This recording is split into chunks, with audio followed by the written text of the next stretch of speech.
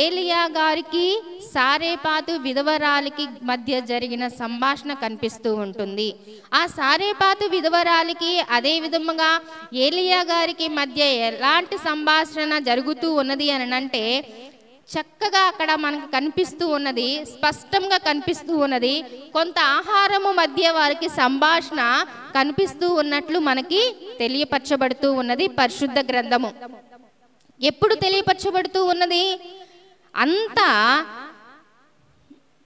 కుటుంబంలో అనేక రకమైన ఆహార పదార్థములను తీసుకొని వచ్చిన తరువాత కొంత పెట్టమని అడుగుతూ ఉన్నారా ఏలియా గారు, లేకపోతే తనకి కొద్దిగా ఉన్నప్పుడు ఆహారమును పెట్టమని అడుగుచూ ఉన్నారా అనేది అక్కడ స్పష్టంగా మనము చూసుకున్నట్లయితే, కరువు కాలములలో అక్కడ వారికి సంభాషణ జరుగుతూ ఉన్నదంట. ఏ కరువు కాలాలలో వారికి సంభాషణ జరుగుతూ ఉంటుంది? ఏ కరువు కాలాల్లో సంభాషణ జరుగుతూ ఉంటుందని అంటే, యెహోవా వర్షము కురియనంత వరకు కూడా అక్కడ కరువు కాలము ఉన్నది. ఎక్కడ? సారేపాతు అనే ఒక గ్రామంలోను అక్కడ ఒక విధవరాలు ఉన్నది. కాబట్టి ఆ విధవరాలు దగ్గరికి యెహోవా దేవుడు ఏలియాని వెళ్ళమన్నారు. ఏలియాని వెళ్ళమనినప్పుడు ఏ గ్రామమునకైతే వెళ్ళమన్నారో, ఏ ఒక్క ఇంటికైతే వెళ్ళమన్నారో, ఎవరి దగ్గరికైతే వెళ్ళమన్నారో వాటిని తూచా తప్పకుండా ఏలియా గారు పాటిస్తూ ఉన్నారు. ఈ యొక్క కరువు కాలంలో ఉన్నాను, కష్టకాలంలో ఉన్నాను, నా దేవుణ్ణి ఎందుకు నేను స్తుతించటం లేదు, నేను మౌనముగా ఉండవలసిన అవసరం నాకు వస్తూ ఉన్నది అని నేను అనుకోవలేదు.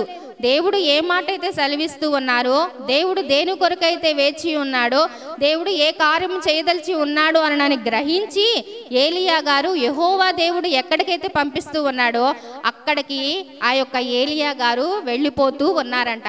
ఇప్పుడు ఏలియా గారు ఎక్కడికి వెళ్ళారు చూడండి. మొదటి రాజులు 17వ అధ్యాయము గనక మనము చూసుకున్నట్లయితే అక్కడ స్పష్టంగా తెలియపరచబడుతూ ఉన్న విధానం కూడా సారేపాతు అనే ఒక ఊరికి వెళ్ళినట్లుగా మనకు కనిపిస్తూ ఉన్నది.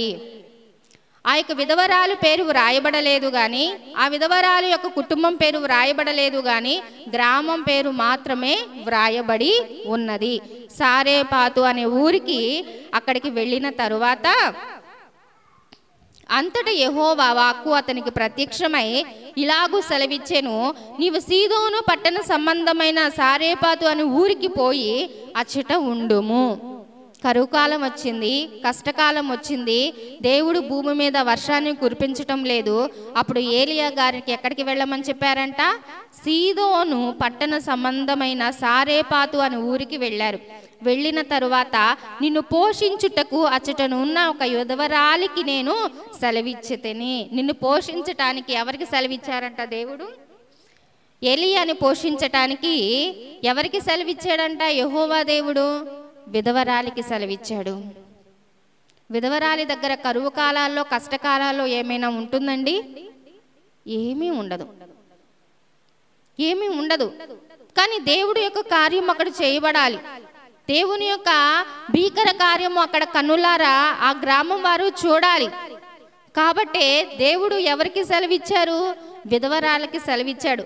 విధవరాలికి సెలవిచ్చిన తరువాత ఆ యొక్క ఏలియా గారు వెంటనే సారేపాతు అనే పట్టణమును గవని యొద్దకి రాగా ఆ విధవరాలు అచ్చట కట్టెలు ఏరుచుండుట చూచి ఆమెను పిలిచి త్రాగుటకై పాత్రతో కొంచెం నీళ్లు నాకు తీసుకొని రమ్మని వేడుకొనెను. ఆ విధవరాలు ఎక్కడ కట్టెలు వేరుకుంటుందంట? ఊరి గవిని యొద్ద, ఊరి చివరన, ఊరి బయట కట్టెలు ఏరుకుంటూ ఉంటుంది. విధవరాలు, భర్తను కోల్పోయిన యొక్క స్త్రీని విధవరాలు అంటారు. కాబట్టి కట్టెలు ఏరుకొనుచు ఉంటూ ఉంటే ఎవరు వచ్చారు? ఏలియా గారు వచ్చారు. ఏలియా వచ్చిన తరువాత ఆమెతో అంటూ ఉంటారు కదా, అమ్మా నా కొరకు కొంచెం నీళ్ళు ఇవ్వమా అని నన్ను అడిగితే ఆమె సరే తీసుకుని వస్తానని వెళ్ళిద్ది. తీసుకుని వస్తానని వెళుతూ ఉన్నప్పుడు ఒక 2-3 స్టెప్స్, ఒక 2-3 అడుగులు వేసిన వెంటనే ఆ యొక్క ఏలియా గారు అంటూ ఉంటారు కదా, నా కోసం చిన్న రొట్టె ముక్క తీసుకొని వస్తావా? అసలే కరువు కాలం, అసలే విధవరాలు, చాలా కష్టకాలం. ఈయన గారేంటి కొంచెం నీళ్ళు ఇమ్మన్నారు. సరే నీళ్ళైతే ఎలాగోలా తీసుకొని వస్తాను, దాహంతో ఉన్నాడు కదా, గవిని వెలుపల ఉన్నాడు కదా, ఊరి బయట ఎండలో ఉన్నాడు కదా, దాహము తీర్చడానికైతే తీరుస్తాను, కానీ నా దగ్గర కొంచెం పిండి మాత్రమే ఉన్నది కదా, మరి ఇతని ఆకలి నేను ఎలా తీర్చగలను అనే క్వశ్చన్ మార్క్ కూడా వేసుకోలేదంట ఆమె. నా దగ్గర కొంచెం పిండే ఉందయ్యా, నేను నా పిల్లవాడు తిని ఈ పూట తిని చనిపోదాం అనుకుంటున్నాను. ఆహారం లేకపోతే, కరువు కాలాల్లో ఆహారం లేకపోతే నీరసించి చనిపోవటమే కదా. ఎండాకాలంలో ఆహారము తీసుకోకపోయినప్పటికీ కూడా, నీటిని తీసుకోపోయినప్పటికీ కూడా బీపీ షుగర్ లెవెల్స్ అన్నీ కూడా పడిపోయి కళ్ళు తిరిగి పడిపోతూ ఉంటారు, నీరసించిపోతూ ఉంటారు. మరి అది కరువు కాలాల్లో ఉన్నారు, చాలా వేదన కాలంలో ఉన్నారు, చాలా కష్టకాలంలో ఉన్నారు. అయినప్పటికీ కూడా విధవరాలి దగ్గరికి ఏముంటుందని దేవుడు పంపించాడండి? అక్కడ భీకర కార్యము దేవుడు చెయ్యాలని ఆ విధవరాలి దగ్గరికి పంపించాడు. ఆమె ఏమీ కూడా, అయ్యా నా వద్ద కొంచెం పిండే ఉన్నది అని అంటే ఏం మాట్లాడుతుందో చూడండి. ఆమె ఏం మాట్లాడుతూ ఉందో చూడండి. 1 రాజులు 17వ అధ్యాయము 12వ వచనములు కూడా చూసుకున్నట్లయితే, అందుకామె నీ దేవుడైన యెహోవా జీవము తోడు తొట్టిలో పట్టెడు పిండియు బుంటెలో కొంచెం నూనెయు నా వద్దనున్నవే గాని అప్పం ఒకటైనను లేదు. మేము చావక ముందు నేను ఇంటికి పోయి వాటిని నాకును నా బిడ్డకును సిద్ధము చేసుకొనవలెనని కొన్ని పుల్లలు ఏరుకోవటానికై వచ్చానయ్యా. నా వద్ద కొంచెం పిండే ఉన్నది, ఎక్కువగా చేయటానికి కూడా పిండి లేదు, ఎక్కువగా చేయటానికి కూడా నూనె లేదు. నా వద్ద కొంచెం పిండే ఉన్నది, ఒక్క అప్పమే చేయటానికి ఉన్నది. ఆ అప్పము కూడా ఇద్దరము, నా బిడ్డ నేను తిని చావటానికి సిద్ధముగా ఉన్నాము, చనిపోతామనే ఆలోచనలో ఆమె ఉన్నది. తన బిడ్డకి ఆహారాన్ని కూడా పెట్టలేననే స్థితిలో ఆమె ఉన్నది. ఒక విధవరాలు కరువు కాలాల్లో ఉన్నది, బాధ కాలాలలో ఉన్నది, కష్టకాలాల్లో ఉన్నది.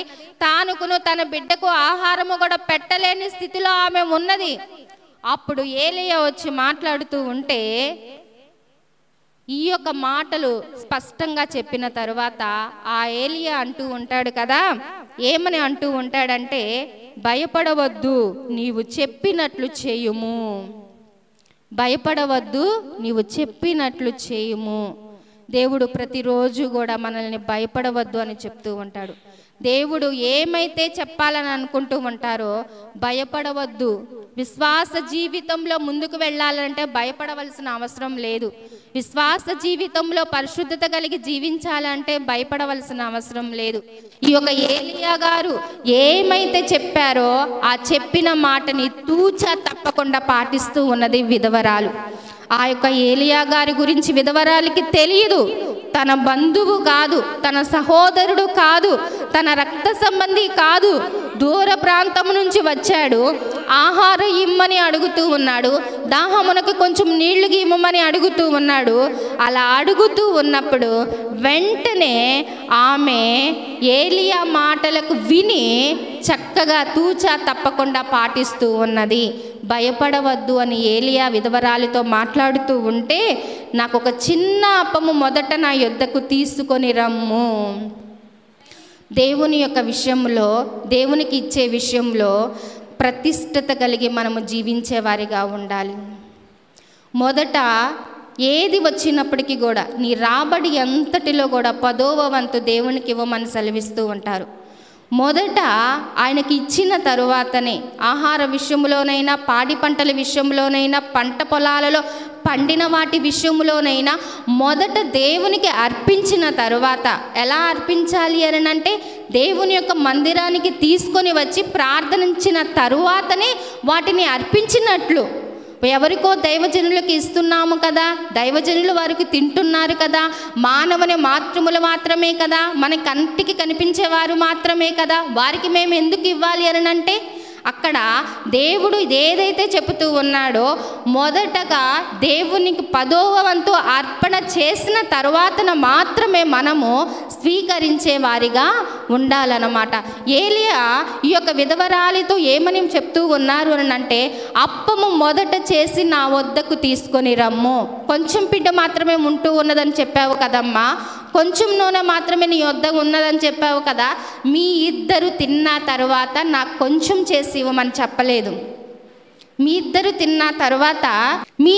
తిన్న తర్వాత నాకు కొంచెం చేసి చెప్పమని చెప్పలేదు. కానీ మీ ఇద్దరి కంటే ముందుగా కూడా నాకు మొదట అప్పము చేసి నా యొద్దకు తీసుకొని రమ్ము. తరువాత నీకును నీ బిడ్డకును అప్పములు చేసుకొనుము. భూమి మీద యెహోవా వర్షము కురిపించు వరకు ఆ తొట్టిలో ఉన్న పిండి తక్కువ కాదు, బుడ్డిలో నూనె అయిపోదని ఇశ్రాయేలు దేవుడైన యెహోవా సెలవిస్తూ ఉన్నాడు. నేను చెప్పటం లేదమ్మా, ఒక దైవజనుడిగా నేను చెప్పటం లేదు, దేవుని యందు విశ్వాసం ఉంచిరాని దానిగా నేను చెప్పటం లేదు. యెహోవా దేవుడు మాత్రమే నన్ను ఇక్కడికి పంపించాడు.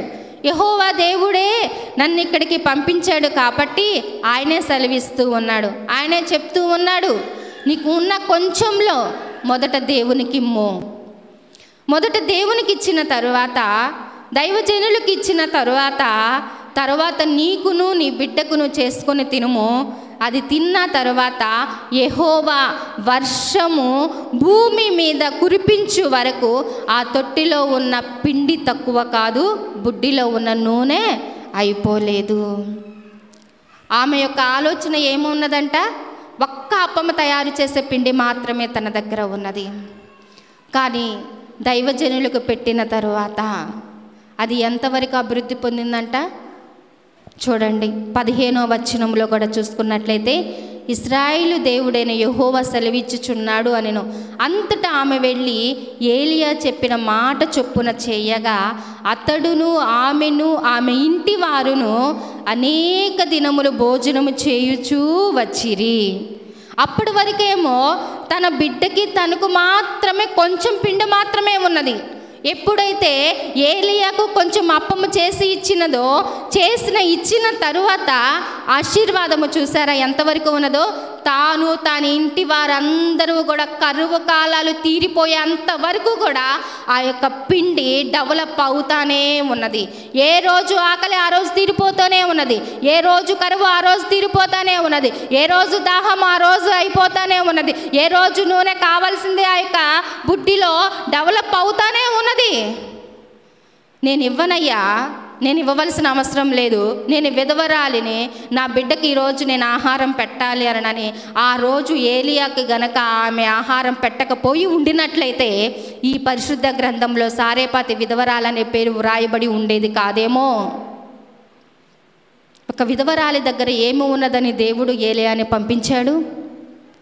ఏమి ఉండదని తెలిసి కూడా దేవుని యొక్క ప్రత్యక్షత అక్కడ చూపించాలని, దేవుని యొక్క కార్యం అక్కడ చూపించాలని, దేవుని యొక్క భీకర కార్యం అక్కడ చూపించాలని ఏలియాను సారేపాతి విధవరాలి దగ్గరికి పంపించాడు. నీకు కూడా దేవుడు కొన్ని బాధ్యతలు ఇస్తూ ఉన్నాడు, కొన్ని వాటిని దేవుడు నీకు అప్పగిస్తూ ఉన్నాడు. ఏదైతే అప్పగించిన వాటిని నువ్వు బాధ్యతగా నిర్వర్తించినట్లయితే దేవుడు తప్పకుండా నీ ఇంటి వారందరూ కూడా, నీవు చేసిన చిన్న పని నీ ఇంటి వారందరూ కూడా ఆశీర్వాదంలోనికి రావటానికి దేవుడు ఇష్టపడుతూ ఉన్నాడు. చేసినది తల్లిగారే, చేసినది సారేపాతి విధవరాలే. ఆ చిన్న పని చేసింది, చిన్న అప్పము చేసింది సారేపాతి విధవరాలే. కానీ ఆ ఇంటిలో ఉన్న వారందరూ కూడా కరువు కాలాల్లో కడుపు నిండా ఆహారము తినేవారిగా ఉన్నారు. కడుపు నిండా ఆహారము తినేవారిగా ఉన్నారు. ఈమెకి ఎక్కడి నుంచి వచ్చిందండి ఎంత విశ్వాసము? అసలు ఆ యొక్క కరువు కాలాలలో బిడ్డకి పెట్టవలసిన ఆహారము, తాను తినవలసిన ఆహారము ఏలియా గారికి పెడితే దేవుడు తప్పకుండా నాకు ఆశీర్వాదం ఇస్తాడనని ఈమెకి ఎక్కడి నుంచి వచ్చింది ఆ యొక్క ఆలోచన? ఒకసారి జ్ఞాపతికి తెచ్చుకుందాము రండి.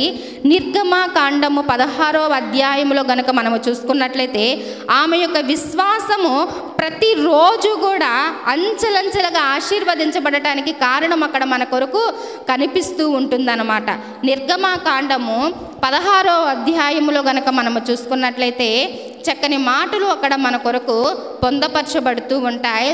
అవి ఏమని అనంటే ఈ విధముగా వ్రాయబడుతూ ఉంటుందన్నమాట. నిర్గమాకాండము 16వ అధ్యాయములో గనక మనము చూసుకున్నట్లయితే చక్కగా దేవుని యందు విశ్వాసము కలిగి, దేవుని యందు విధేయత కలిగి, దేవుని యందు విశ్వాసముతో ముందుకు వెళ్ళిపోతూ ఉంటూ ఉన్న విధానములో గనక మనము చూసుకున్నట్లయితే ఇక్కడ నిర్గమాకాండంలో అహరోను మోషే గారుల గురించి వ్రాయబడుతూ ఉంటుంది. ఈ అహరోను మోషే గారుల గురించి వ్రాయబడుతుంది ఎందుకనంటే ఆది కాండంలో ఇశ్రాయేలీయుల మీద ఎంతగానో సనుగులు గొణుగుతూ ఉంటూ ఐగుప్తు దేశము నుంచి బయటకి తీసుకొని వచ్చిన తరువాత ఇశ్రాయేలు ప్రజలకి ఆహారము కావాలని అన్నప్పుడు దేవాది దేవుడు ఏం చేశాడో తెలుసా?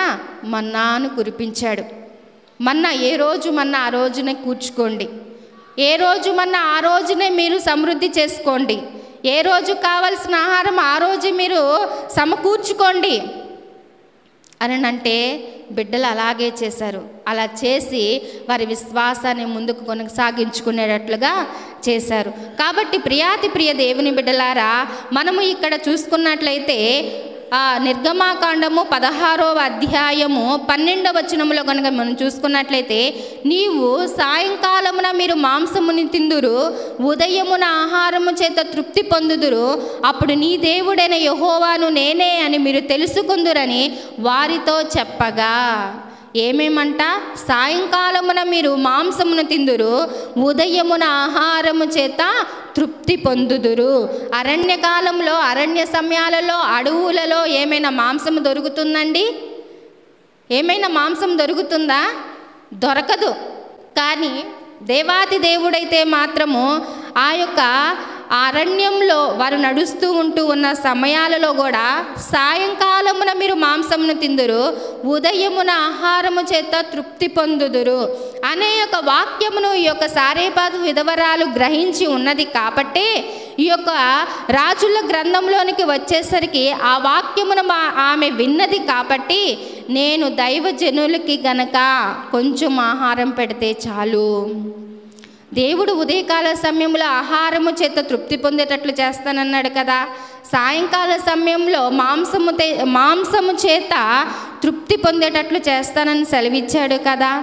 దేవుడు నాకును కూడా నా కుటుంబానికి కూడా దేవుడు అలాగే చేస్తాడు అనే గొప్ప నిదర్శన కలిగి ఆమె ఎంతగానో ముందుకు కొనసాగించేటట్లుగా చేసుకున్నది. కాబట్టి కరువు కాలం తీరే అంతవరకు కూడా తన ఇంటి వారందరూ కూడా భోజనము తిని తృప్తి పొందేటట్లుగా చేసుకున్నారంట. మళ్ళీ చూద్దాము రండి. మొదటి రాజులు 17వ అధ్యాయము 15వ వచనములో గనక మనము చూసుకున్నట్లయితే మొదటి రాజులు 17వ అధ్యాయము 15వ వచనంలో, మొదటి రాజులు 17వ అధ్యాయము 15వ వచనంలో, ఇశ్రాయేలీయులు దేవుడైన యెహోవా సెలవిచ్చి ఉన్నాడు అనెను. అంతటా ఆమె వెళ్ళి ఏలియా చెప్పిన మాట చొప్పున చెయ్యగా, ఇక్కడ ఏలియా చెప్పిన మాట విధవరాలు విన్నదా? వినలేదండి, విన్నది. దేవుని మాట వినాలి, దైవజనుల మాట కూడా వినాలి. దైవజనులు అని అంటే దేవుని దగ్గర వారు ప్రత్యేకించబడిన వారు దైవజనులుగా పిలువబడుతూ ఉంటారు. పరిశుద్ధత కలిగి వారు వారి జీవితాన్ని నడిపించుకుంటూ ఉంటారు. ఈ లోకంలో భోగ సౌఖ్యముల వెంట వ్యసన క్రాంతులు కాకుండా ఈ లోకంలో అనేకులని పరిశుద్ధపరిచి పరలోక రాజ్యమునికి తీసుకొని వెళ్ళటానికి ఒక మార్గదర్శిగా చూపించటానికి వస్తూ ఉన్నవారే దైవజనులు. ఆ దైవజనుల మాట తప్పగా మనము వినేవారిగా ఉండాలి. ఆ యొక్క ఏలియా గారి మాట ఈమె విన్నది కాబట్టి భయపడలేదు. ఆమె మొదటైతే భయపడిందంట, చావటానికి మేము సిద్ధముగా ఉన్నామయ్యా అని అన్నది కదా. ఏలియా దగ్గరికి వచ్చినప్పుడు ఆమె ఆలోచనలు ఎలా ఉన్నాయి? మేము చావటానికి సిద్ధముగా ఉన్నామయ్యా, ఇంకా ఒక చిన్న అప్పము తినేసి మేము చనిపోతాము అని అన్నది. కానీ ఏలియా దగ్గర ఆమె సారేపాతు గారి విధవరాలి దగ్గర మధ్య సంభాషణ జరిగిన తర్వాత ఆమె చావటానికి సిద్ధముగా ఉన్న ఆలోచనల కంటే కూడా తన కుటుంబం వారంతా కూడా తిని తృప్తి పొంది అనేకులకు దేవుడు చేసిన కార్యమును చాటి చెప్పేవారిగా ఉన్నారు. మొదట మనము దైవజనుల మాటని వినేవారిగా ఉండాలి.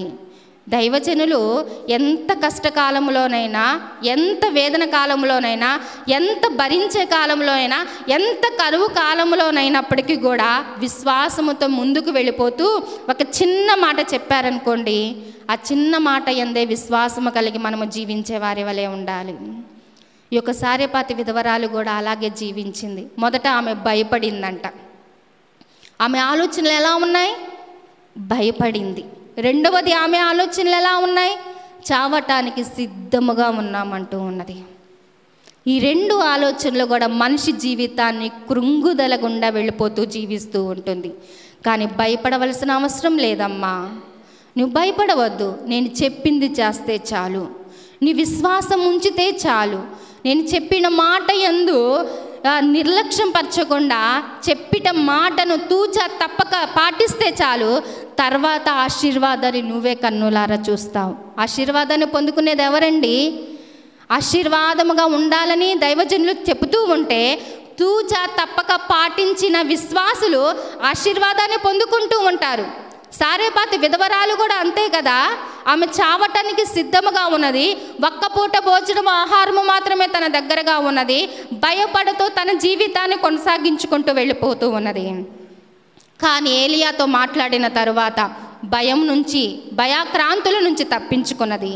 చావటానికి సిద్ధముగా ఉన్న ఆలోచన నుంచి తప్పించుకున్నది. ఒక్కపూట ఆహారం మాత్రమే తన దగ్గర ఉన్నదని తెలుసుకున్నప్పటికీ కూడా దైవజనులకి మొదటగా ఆ యొక్క అప్పాన్ని ఇచ్చింది.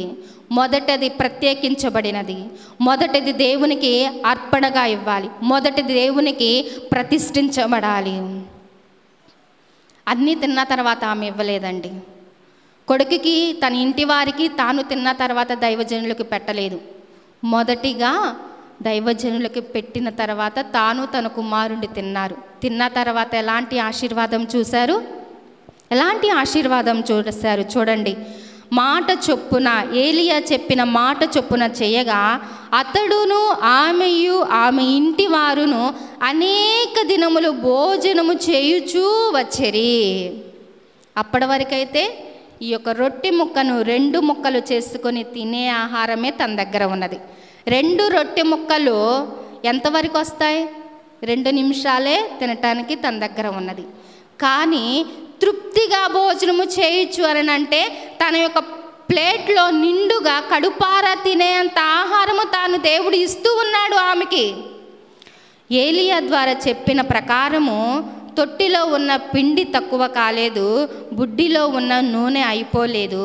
అటు తరువాత ఆ ఇంటి యజమానురాలైన ఆమె కుమారుడు రోగమై ప్రాణము విలువనంత వ్యాధి గలవాడైనప్పటికీ కూడా ఆ ఏలియాతో, దైవజనుడా, నా యొద్దకు నీవు రా నిమిత్తమేమి, నా పాపమునకు నాకు జ్ఞాపకము చేసి నా కుమారుని చంపుటకే నా యొద్దకి వచ్చితివా అని మనవి చేయక అతడు నీ బిడ్డను నా చేతికిమ్మని చెప్పి ఆమె కౌగిటిలో నుండి వారిని తీసుకొని తానున్న పై అంతస్తు గదిలోకి పోయి తాను మంచము మీద వారిని పరుండబెట్టి అప్పుడు ఏలియా ఈ విధంగా మొరపెడుతూ ఉన్నాడు. యెహోవా నా దేవా, నన్ను చేర్చుకొనిన ఈ విధవరాలి కుమారుని చంపునంతగా ఆమె మీదకి కీడు రాజేసితివని యెహోవాకు మొరపెట్టి ఆ చిన్నవాని మీద ముమ్మారు తాను పారజూచుకొని, యెహోవా నా దేవా, నా మొర ఆలకించి ఈ చిన్నవానికి ప్రాణము మరలా రానిచ్చి యెహోవాకు ప్రార్థించగా యెహోవా ఏలియా చేసిన ప్రార్థన ఆలకించి ఆ చిన్నవానికి ప్రాణము మరలా రానిచ్చినప్పుడు వాడు బ్రతికేను.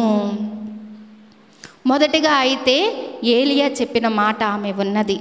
విన్న తర్వాత తన భయాన్ని పోగొట్టుకున్న తర్వాత తన కరువుని పోగొట్టుకుంది.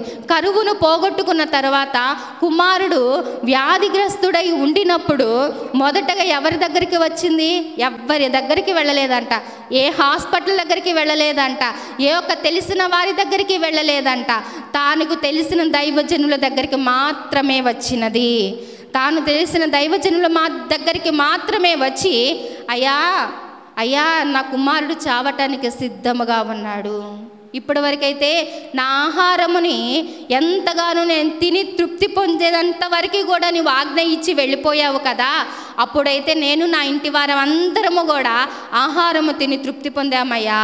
ఇప్పుడు నాకు చాలా క్లిష్టమైన పరిస్థితుల గుండా నేను వెళుతూ ఉన్నాను. ఆ క్లిష్టమైన పరిస్థితుల గుండా నా యొక్క బిడ్డ చనిపోవటానికి సిద్ధముగా ఉన్నాడు. ఎందుకయ్యా నా మీద ఇంత కీడు వచ్చినది అయ్యా, ఎందుకయ్యా నా యొక్క బిడ్డ మీద ఎంత కీడు వచ్చింది, నేను చేసిన పాపాన్ని బట్టి నా బిడ్డ మీద కీడు వచ్చిందా అని ప్రాధేయపడుతూ ఉన్నది. తల్లిదండ్రులు చేసిన పాపముల బట్టి బిడ్డలు వాటిని అనుభవిస్తారంట. అది నేను చెప్పేది కాదు, బైబిల్ గ్రంథంలో వ్రాయబడి ఉన్నది. ఏదైతే విత్తుతామో అదే పంట కోస్తూ ఉంటాం. కాబట్టి తల్లిదండ్రులు చేసిన పాపమును బట్టి బిడ్డలు అనుభవిస్తారు. కాబట్టి ఈ యొక్క సారేపాతి విధవరాలు ఏమని ప్రాధేయపడుతూ ఉన్నది అని అంటే, అయ్యా నేను చేసిన పాపమును బట్టి నా బిడ్డ మీదకి కీడు వచ్చితిదా, ఒక్కసారి జ్ఞాపకం చేసుకోయా, ఒక్కసారి ప్రార్థన చేయి ప్రభువా, ఒక్కసారి అయ్యా ఏలియా గారు మీరు నా బిడ్డ కొరకు ప్రార్థన చేయయ్యా అని ప్రార్థనకి గోచాడుకుంటూ ఉంటుంది. ఎక్కడికో వెళ్ళిపోతూ ఉంటాం. మన కీడులన్నీ పోవాలని ఏమేమో చేస్తూ ఉంటాం. ప్రార్థనని మర్చిపోతూ ఉంటాం, దైవజనుల్ని మర్చిపోతూ ఉంటాం, దేవుని మందిరాన్ని మర్చిపోతూ ఉంటాం, దైవజనుల మీద సొనుగుతూ ఉంటాం. అవన్నీ ఎందుకు? మొదట ప్రార్థన చేయవలసిన వాటిని ప్రార్థన చేయం, మొదట ప్రతిష్ఠించవలసిన వాటిని ప్రతిష్ఠించాం, మొదట ప్రాముఖ్యత ఇవ్వవలసిన వాటికి ప్రాముఖ్యత ఇవ్వం, మొదటికి దేవునికి ప్రాముఖ్యత ఇవ్వవలసిన వాటిని ప్రాముఖ్యత ఇవ్వం. అన్నీ అయిపోయిన తర్వాత లాస్ట్లో గుర్తొస్తారు దేవుడు. జీవము కలిగిన దేవుడు అన్నీ అయిపోయిన తర్వాతే జీవము గల దేవుడు అని దేవుని దగ్గరికి వస్తూ ఉంటారు. ఆగుళ్ళు తిరిగాం, ఈ ఇళ్ళు తిరిగాం, వారి దగ్గరికి వెళ్ళాం, వారి ఆలోచనలు తీసుకున్నాం, వారి సొంత ఆలోచనలు తీసుకున్నాం, ఏమీ నా కుటుంబానికి అక్కడికి రాలేదు. తర్వాత వచ్చామండి యెహోవా దేవుని దగ్గరికి. అప్పుడు కార్యములు మేము చూడటానికి సిద్ధముగా ఉన్నాం. మొదటగా వస్తే, మొదటగా దేవునికి నీవు ప్రాముఖ్యత ఇస్తే ఎంత టైము, ఎంత సమయం దేవునితో నువ్వు గడపగలుగుతావు? నీ పాప భారమునంతటిని మోయగలిగిన దేవుని దగ్గరికి నువ్వు రాకుండా ప్రయాసపడుతూ భారాన్ని మోసుకుంటూ దేవుని దగ్గరికి రాకుండా నీ జీవితం అంతా కూడా రెక్కలు ముక్కలు చేసుకుంటూ సొంత ఆలోచనల బట్టి నీ జీవితం అంతా కూడా నీవు వ్యసన క్రాంతులుగా చేసుకుంటూ ఆయన దగ్గరికి వస్తూ ఆయన దగ్గరికి రానొల్లకుండా నీ పాప పంచులు గుంట నువ్వు తిరుగుతూ ఉంటావే కానీ సొంత ఆలోచనలు బట్టి రాకుండా దేవుని దగ్గరికి నువ్వు ఎప్పుడైతే వస్తూ ఉంటావో అప్పుడు దేవుడు జ్ఞాప్తికి తీసుకొని వస్తాడండి. ఈ సారేపాతి విధవరాలు ఏలియా దగ్గరికి మొదట వచ్చింది. అయ్యా నా పాపమును బట్టి నా కుమారుడికి ఇంత కీడు వచ్చిందేమో అని ప్రార్థన చేస్తూ ఉన్నది. అలాంటి ప్రార్థనలు ఎప్పుడైనా చేశారా? నా పాపమును బట్టి, నేను మోస్తూ ఉన్న భారాన్ని బట్టి, నా భుజస్కంధముల మీద భారమును బట్టి, నా హృదయములో ఉన్న వాంఛలను బట్టి నేను ఇంకా దేవునికి దూరముగా ఉన్నానేమో, నాకు రావలసిన కీడు రాకుండా తరిమి కొట్టు ప్రవ్వా, నా బిడ్డల మీదకి ఎలాంటి కీడు రానియకుండా దూరపరచు ప్రవ్వా అనే ప్రార్థనలు వెంట వచ్చాయా? మీ వెంట వచ్చాయా? రావాలి, దేవుని దగ్గరికి రావాలి, ప్రార్థన చేయాలి. ఎలాంటి కీడు మా కుటుంబాల మీదకి రాకుండా, ఎలాంటి యొక్క అపకీడు మా కుటుంబాల మీదకి రానియకుండా ఉండాలి ప్రభు అని ప్రార్థన చేసేవారి వలె ఉండాలి. కాబట్టి ప్రియ దేవుని బిడ్డలారా, మీరు కూడా దేవుని యందు విశ్వాసము కలిగి జీవించినట్లయితే భయపడవలసిన వాటిలో భయపడకుండా ఉండగలుగుతాం. చావటానికి సిద్ధముగా ఉన్నప్పుడు కూడా దేవుడు నిన్ను అంచెలంచెలుగా ఆశీర్వదించడానికి దేవుడు ఇష్టపడుతూ ఉన్నాడు. ప్రతి ఒక్కరూ కూడా దేవుని యందుకు రండి. దేవుని యందు విశ్వాసము కలిగిన వారిగా ముందుకు వెళ్ళుటకు దేవుడు సహాయం చేయునుగాక. ప్రార్థించుకుందాం. ప్రతి ఒక్కరూ కూడా ప్రార్థనలో ఏకీభవించండి. ప్రార్థన అంటే దేవునితో మనం మాట్లాడుతూ ఉన్నామని గ్రహించాలి. అయ్యా ఇప్పటి వరకు మేము మా సొంత ఆలోచనలు బట్టి మేము వెళ్ళిపోయాం ప్రభువా, మా సొంత ఆలోచనలు బట్టి నేను దేవా మేము వ్యసన క్రాంతులైపోయాం ప్రభువా, మా పాపమును బట్టి మేము భారముగా జీవిస్తూ ఉన్నామయ్యా. అయ్యా నీకే వందనములు, స్తుతులు, స్తోత్రములు ప్రభువా.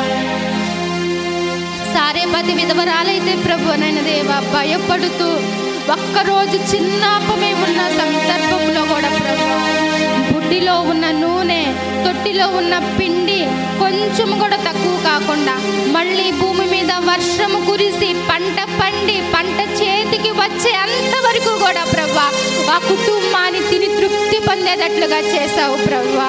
ఎంతటి ఆశీర్వాదాన్ని సారేపతి విధవరాలు చూసిందో ప్రభా.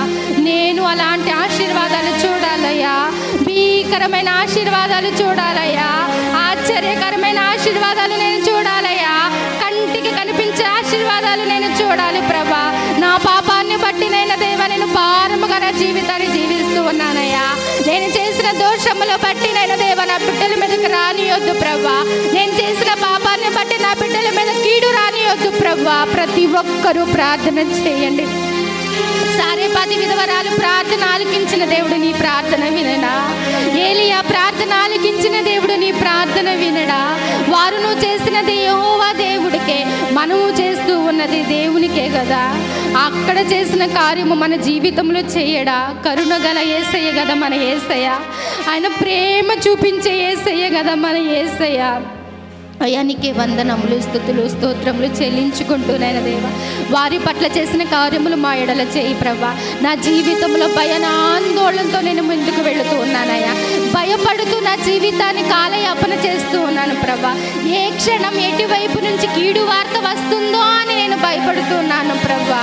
వాటన్నిటి నుంచి తప్పించినైనా దేవా కరుణ గల యేసయ్య దగ్గరికి, ప్రేమ చూపించే యేసయ్య దగ్గరికి, ప్రేమ చూపించగలిగిన తండ్రి దగ్గరికి నన్ను చేర్చిన దేవా విశ్వాస జీవితంలో ముందుకు వెళ్ళేవారిగా, ఆత్మీయమైన సుగుణములతో ముందుకు వెళ్ళేవారిగా, విరిసిన ముత్యము లాంటి నేను పుష్పము లాంటి ఆకర్షణీయమైన జీవితాన్ని మీరు నాకు దయచేయమని యేసయ్య పరిశుద్ధ నామం అతి మిక్కిలి వినియముతో బ్రతిమిలాడి వేడుకొంచున్నాము తండ్రి.